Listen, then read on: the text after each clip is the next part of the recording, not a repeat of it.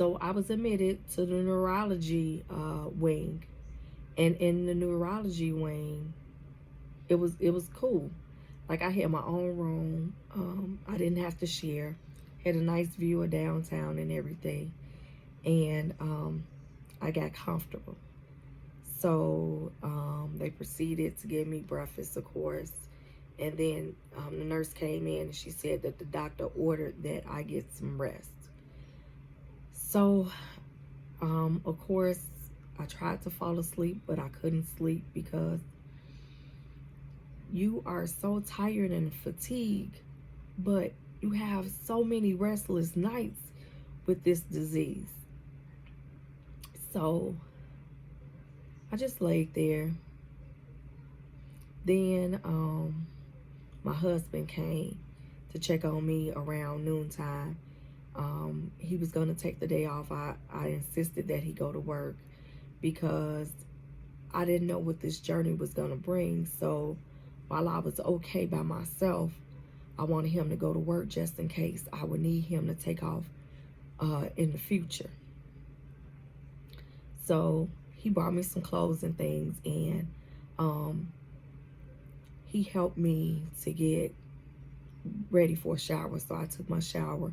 He assisted me with that, and then he tucked me in and made sure that I was in the bed, and he proceeded to go to work. So the doctor came back in. This time it was just him by himself, and he talked to me about some of the findings. He told me that they did a whole blood workup, and my vitamin D level was low. So he prescribes 500 milligrams of vitamin D for me to take that daily.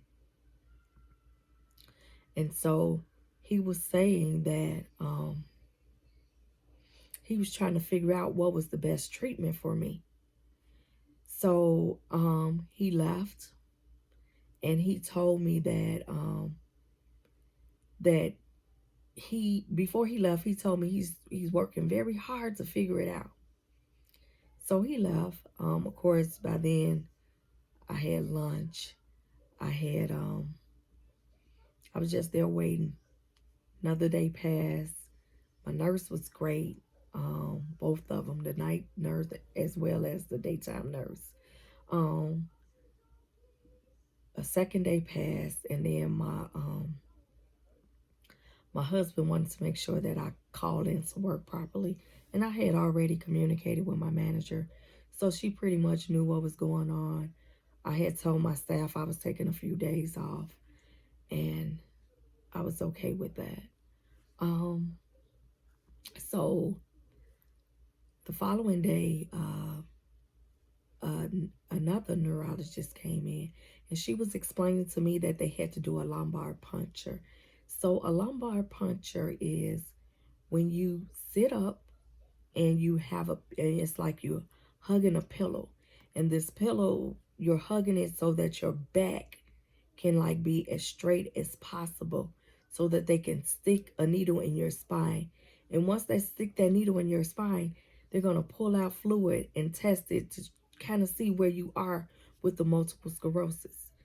So she came in, and she attempted to do this, uh stick the needle in my back 5 times, and my back just wouldn't take it. Like she couldn't pull it, she couldn't stick it in my spine. So after the fifth time, she just said, you know what, I'm just gonna tell them that your body, that you couldn't take it. And that was okay. um I explained later to my husband that she attempted 5 times, and he was kind of upset because he was like, why would you let her try to take the samples 5 times, because now your back is in a lot of pain. But my thing was, I was trying to get the answers because I was tired of being in pain. And so um a couple of days later, I was getting ready to be released. And so I met the hospital manager, the person that was over like the operations of the hospital. So she was asking me if I had any complaints or anything. And I explained to her, no, everybody was great and everything. She asked me, um, did I need anything before they released me? And I was saying, and I told her, yes. I said, um, your team of doctors here, they're working on a thorough plan to heal me. I need to figure out how I can come here for my treatment and to get well. And so she called the social worker, and the social worker came in. So I was explaining the same thing to the social worker, and I was telling her the type of insurance I have. I said I have an HMO.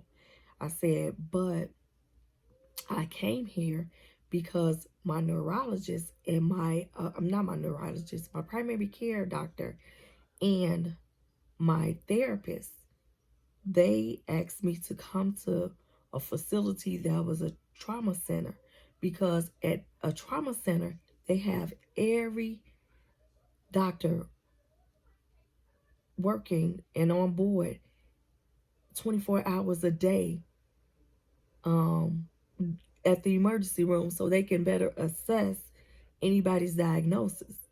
So this is why I'm here.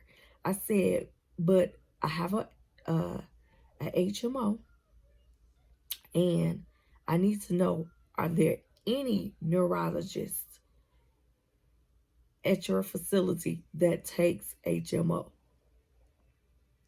So she went back, did her research. She came back and to tell me, yes, we have this one doctor that takes HMO.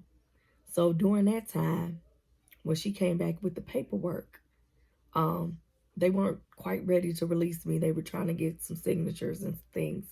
My primary care doctor called me and said, Miss Seaton, I'm calling to check on you. How are you doing? How is everything going?